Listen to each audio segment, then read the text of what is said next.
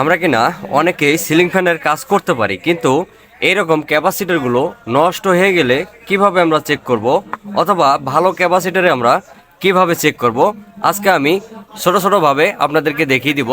আপনারা খেয়াল করবেন, এটি হচ্ছে 2.5 ইওপ আর কি মাইক্রোফ্যারাড, আর এটি আমার কাছে দেখতে পাচ্ছেন আপনারা, এটি হচ্ছে জিএফসি ক্যাপাসিটার, এটি হচ্ছে 3.5 এমএমটি। তো আমরা এটি আসলে দেখব এগুলো ভালো নাকি নষ্ট, কিভাবে ট্রাই করতে হয় সেটি দেখিয়ে দিচ্ছি আপনাদেরকে।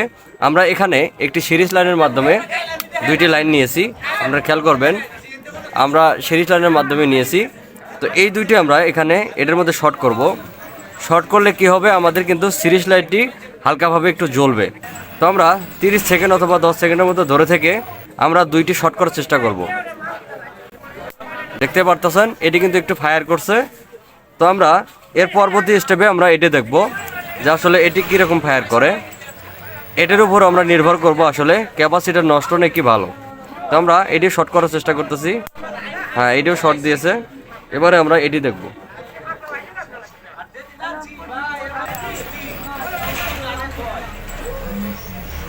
কারণ এই দুটো আমরা শর্ট দেবো, আপনারা খেয়াল করবেন। দেখতে পারতেছেন যে ক্যাপাসিটরগুলো এভাবে ফায়ার করবে, তাহলে বুঝতে পারবেন আপনারা এই ক্যাপাসিটরটি সম্পূর্ণভাবে ভালো আছে।